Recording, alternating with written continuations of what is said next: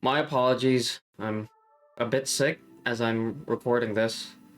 I just finished watching the Avatar: The Last Airbender Netflix live adaptation.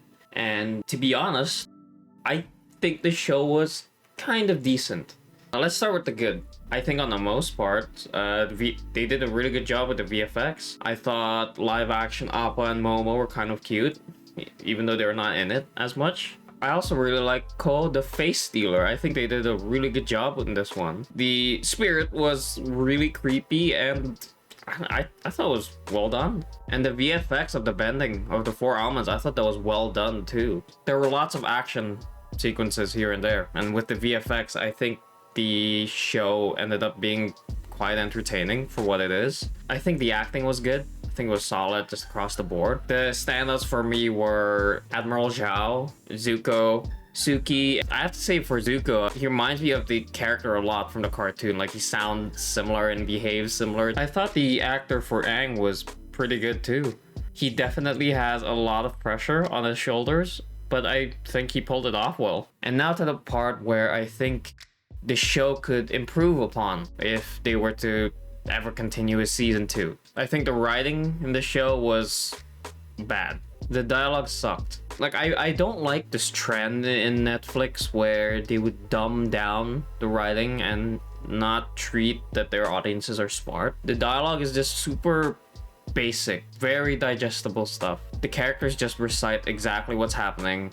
They tell you what they want to do and they tell you what's gonna happen next, and that's how the scene progresses. There's no subtle or implied storytelling, and we don't learn about the characters deeply. We don't learn what their motivations or intentions are through the dialogue. And they're even super on the nose too, whenever they want to reference the cartoon. And for example, like, I thought it was pretty funny where in the first episode, Qatar's grandma recited the cartoon's intro word for word, bar for bar. There was also a point where Qatar was saying to Aang, and she said something along the lines of, well, someone needs to write your story, Aang, and call it The Legend of Aang, huh?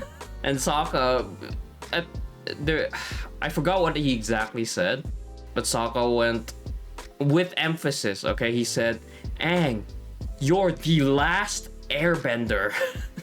I have to say though, just even right from the first episode, it was very clear to me that Netflix wanted to make something that stands out from the cartoon. So they wanted their own thing with this live action show. And when I say Netflix, I mean to just, the directors, the writers of this Netflix live action show, which unfortunately doesn't involve the original creators of Avatar, as they left early in the production process. They changed a lot from the cartoons. I won't go into, what they changed exactly. What I'm trying to say is, on top of those changes, they also added some new scenes. Like, in the first episode, we see Aang in the Southern Water Temple. We also get a lot of new scenes with the Fire Nation, with Ozai and Azula. To me, like, a lot of these new scenes that they added, they didn't do much for me. For Ozai and Azula, for example, in the cartoons, they don't show up in season 1, and in the Netflix live action, we get some kind of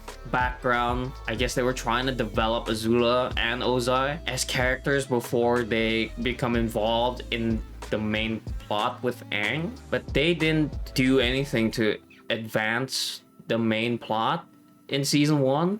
In the live action, they were trying to say that Azula was indirectly involved by supporting Commander Zhao with his activities to capture the Avatar, but it was also quick and forgettable. In the live action show, the pacing was just off and janky.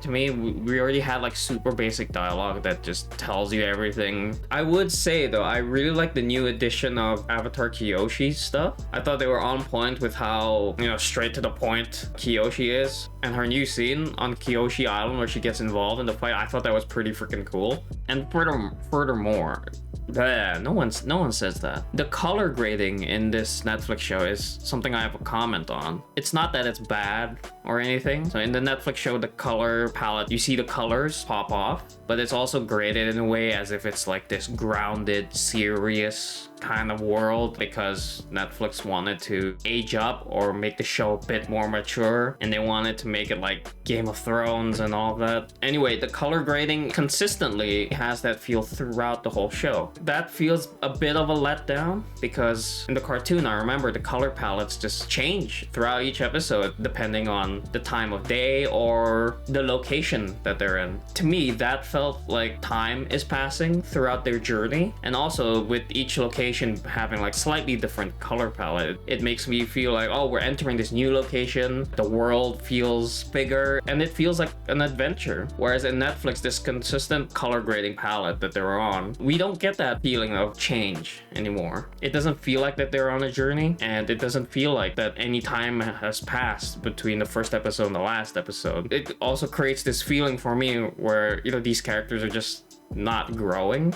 The cinematography felt a bit off to me as well. Every scene, every shot, the subject appears to be perfectly centered, and I don't know why. It feels like there's no sauce when they were making this show. I saw someone on Twitter saying that they filmed the show as if it's meant to be clippable on TikTok and whatnot, and I honestly, I can't stop thinking about that. You know, they might be right.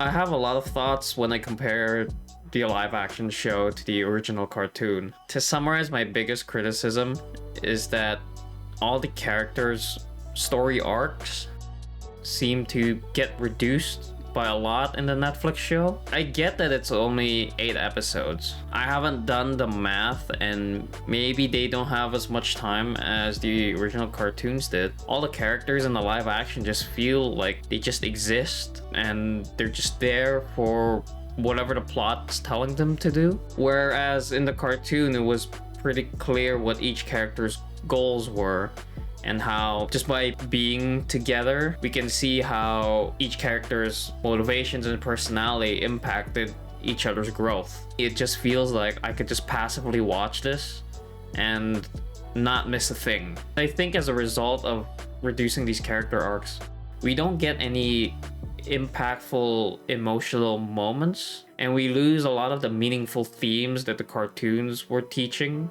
And I think one of the themes that was lost in translation is that it's something like you don't have to go through things alone, and that you can lean on your loved ones for support. I think I'm saying that badly.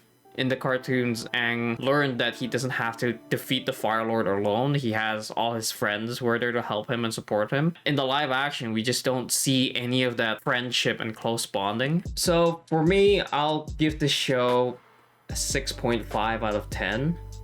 I had a bit of fun watching it. I wasn't bored or anything. Again, the VFX I thought was pretty good, but the writing, I guess the backbone of the storytelling, it wasn't quite there for me. I think if you don't know anything about the original cartoon, I think you'll still find this adaptation to be quite entertaining. As a fan, regardless of the direction that Netflix is taking with Avatar, it doesn't feel as good watching this adaptation because it's just a mediocre show. Anyways, let me know what you think of the show.